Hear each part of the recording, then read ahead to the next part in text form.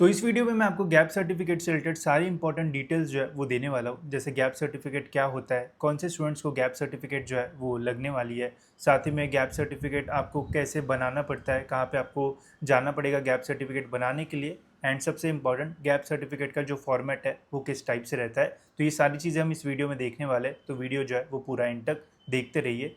तो सबसे पहले मैं आपको ये बताता हूँ कि गैप सर्टिफिकेट जो है वो एक्चुअल में होता क्या है। तो इसके नाम से ही कई हमें समझ में आता है कि अगर आपके एजुकेशन में गैप है तो आपको गैप सर्टिफिकेट जो है वो लगेगा।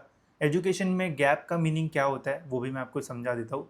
तो सपोज़ करते हैं कि आपने आपका 12th जो है वो 2022 में जो है वो कंप्लीट किया, एंड उसके बीच में आपने प्रिपरेशन वगैरह किया या फिर जॉब कुछ भी आप कर सकते हो। मे बी हो सकता है कि किसी को ड्रॉप लेना हो या फिर हेल्थ के इश्यूज़ की वजह से वो अपने आगे जाके ग्रेजुएशन नहीं कर पाया, एंड अभी कुछ सालों बाद आप अभी 2025 में अपना ग्रेजुएशन करना चाहते हो। तो 22 से 25 के बीच में आपने कोई भी कॉलेजेस में जो एडमिशन वगैरह है वो नहीं लिया, तो इस कंडीशन में गाइस आपको जो गैप सर्टिफिकेट है वो लगेगा। साथ ही में और एक ऐसी कंडीशन होती है कि बहुत सारे स्टूडेंट्स ऐसे होते हैं कि जो एग्ज़ामिनेशन का प्रिपरेशन जो है वो करते हैं, जिसकी वजह से उनके एजुकेशन में जो गैप है वो आ जाता है। काफ़ी सारे स्टूडेंट्स ऐसे भी होते हैं जो कि अपना ग्रेजुएशन वगैरह कर लेते हैं, उसके बाद जॉब करने चले जाते हैं, एंड फिर उन्हें लगता है कि यार जॉब तो अभी चल रहा है, उसके साथ हमें पोस्ट ग्रेजुएशन वगैरह भी जो है वो करना चाहिए। तो कोई ग्रेजुएशन के बाद जॉब करता है, तो कोई 12th के बाद भी छोटा मोटा जॉब करके फिर अपना एजुकेशन कंटिन्यू करना चाहता है। तो अगर आपके एजुकेशन के बीच में कुछ ईयर्स का गैप आ जाता है तो फिर गाइज आपको बाद में जब भी आप कोई भी कॉलेजेस में एडमिशन लेने जाते हो तो उस कंडीशन में आपको गैप सर्टिफिकेट के बारे में जो है वो पूछा जा सकता है। ठीक है, तो अगर आपके एजुकेशन में गैप है तो आपको गैप सर्टिफिकेट लगेगा। साथ ही में ग्रेजुएशन के बाद आपने जॉब किया कुछ साल एंड फिर अभी आप एडमिशन लेने जा रहे हो, तो उस कंडीशन में भी आपको जो गैप सर्टिफिकेट है वो लग जाएगा, बिकॉज आपके एजुकेशन में गैप है। भले ही आप काम कर रहे थे, जॉब कर रहे थे, बट एजुकेशन में तो गैप है, तो उस कंडीशन में गैप सर्टिफिकेट आपको जो है वो लगेगा। ठीक है। अब कुछ स्टूडेंट्स ऐसे भी होते हैं, सपोज इंजीनियरिंग अगर आप कर रहे हो, फर्स्ट ईयर इंजीनियरिंग आपने की, सेकंड ईयर इंजीनियरिंग में आपको काफ़ी सारे बैकलॉग लगे जिसकी वजह से आपका ईयर ड्रॉप लग गया, एंड उसके वजह से आपका एक साल वहाँ पे चला गया, तो क्या इस कंडीशन में गैप सर्टिफिकेट लगेगा? तो इस कंडीशन में आपको गैप सर्टिफिकेट नहीं लगेगा, बिकॉज वो कंटिन्यूस आप जो है वो पढ़ाई कर ही रहे हो। अगर आपने प्रॉपर गैप लिया है, मतलब पूरा एजुकेशन खत्म हो चुका है, फिर 1-2 साल आपने कुछ भी कॉलेज वगैरह में एडमिशन नहीं लिया एंड फिर अभी एडमिशन ले रहे हो, तो आपको गैप सर्टिफिकेट जो है वो लगेगा। अब गैप सर्टिफिकेट कैसे रहता है एंड कैसे आप बना सकते हो, चलिए इसके बारे में हम बात करते हैं।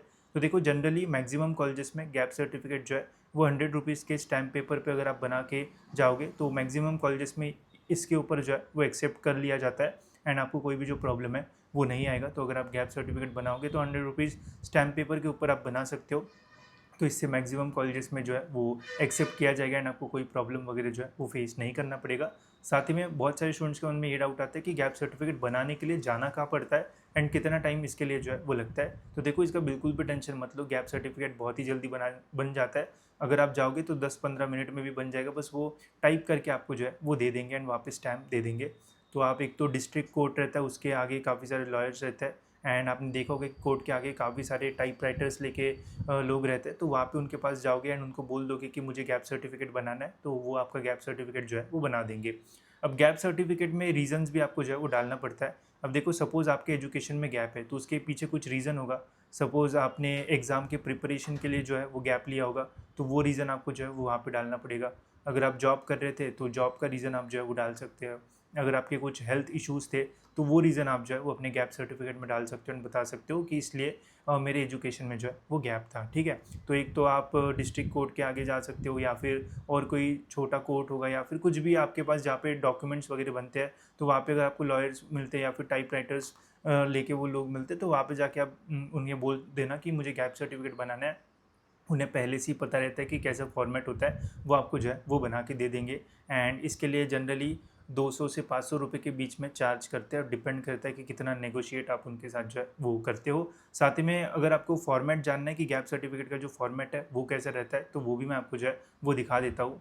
तो एक डेमो फॉर्मेट के लिए गाइस, यहाँ पे मैंने एक गैप सर्टिफिकेट का फॉर्मेट आपके लिए जो है वो डाल रखा है। तो ऐसा सेम फॉर्मेट भी आप यूज़ कर सकते हो एंड स्टैम्प पेपर पे जो है वो टाइप करवा के जो है वो ले सकते हो। तो इसमें पहले स्टूडेंट का नाम वगैरह रहता है, फिर यहाँ पे एड्रेस, एंड यहाँ पे आपको फिर रीज़न जो है वो देना पड़ता है। जैसे अगर आपका जॉब का रीज़न है तो यहाँ पे नीचे उसके बारे में उसका फॉर्मेट है। वही अगर आपका और कोई रीज़न होगा तो यहाँ पे आप जो है वो सारी चीज़ें जो है वो लिख सकते हो। फिर यहाँ पे स्टूडेंट का जो है वो सिग्नेचर वगैरह जो है वो रहता है।